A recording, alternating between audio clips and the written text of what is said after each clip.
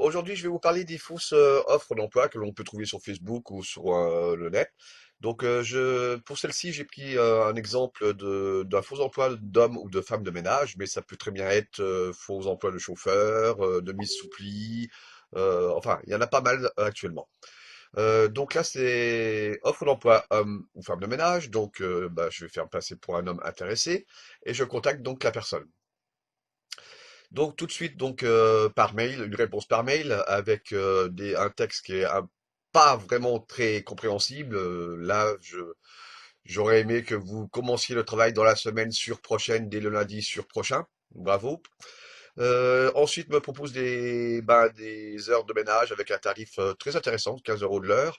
Tout de suite attaque en me disant qu'il y aurait un service à lui rendre, donc un loyer à régler avant son retour. Oui, parce qu'ils sont toujours à l'étranger avant son retour à régler au futur propriétaire. Me dit que son conseiller financier me contactera pour m'envoyer un chèque de banque de 1800 euros, dont une partie de 1500 euros qui sera à donner pour le loyer, et 300 euros que je garderai en avance de salaire. Donc là, me dit que je vais être contacté bientôt par le conseiller financier. Me demande bien sûr quelques infos. Voici les infos que la personne va me demander. Donc mon emploi actuel, le nom de ma banque, si je suis disponible, une brève description et ma ville actuelle. Tiens, c'est bizarre, il sait pas alors que, enfin bon, c'est pas grave. Il sait pas, oui, je reviens quand même, il sait pas ma ville actuelle alors qu'il dit quand même plus haut que son logement est non loin de la mairie de ma localité. Il, il est quand même doué. J'attends le message suivant et il me dit que suite à ma réponse, donc je vais être contacté par téléphone par son conseiller financier. Il est quand même, c'est très intéressant quand même. Il a quand même un conseiller financier. Donc j'attends son coup de fil, qui ne tarde pas à venir et que je vais vous faire écouter.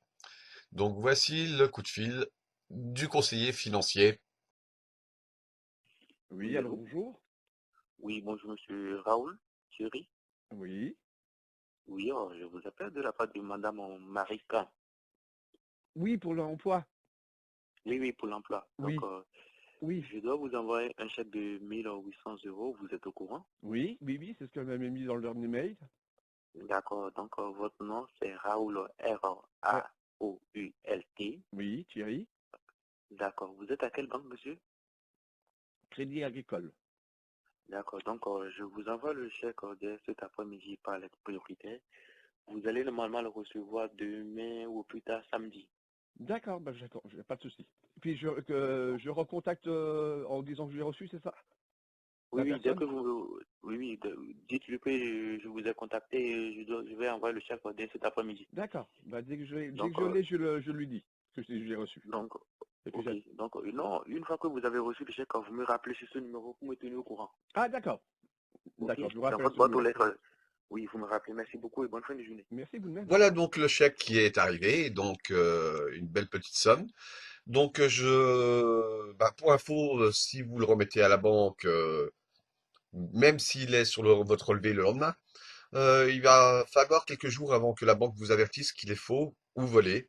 Et entre-temps, l'escroc va vous demander donc de payer le loyer, comme il vous l'avait précisé auparavant, avec votre propre argent. Sous forme de carte PCS, enfin de bons PCS, Transcash ou autres, qui seront envoyés au propriétaire qui n'est autre que l'escroc lui-même. Donc du coup, vous allez envoyer 1500 euros de votre compte sans avoir d'argent dessus. Voilà. Voilà où en est l'arnaque. Et une fois que on vous a signalé que le chèque est faux, eh ben malheureusement vous allez avoir un compte à découvert.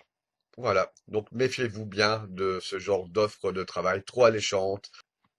Et surtout, il faut penser se poser la question pourquoi il ne paye pas lui-même directement le propriétaire. Voilà, ça aussi c'est une question, c'est un peu bizarre. Voilà, bon bah écoutez, donc à la prochaine vidéo et merci à vous. À bientôt.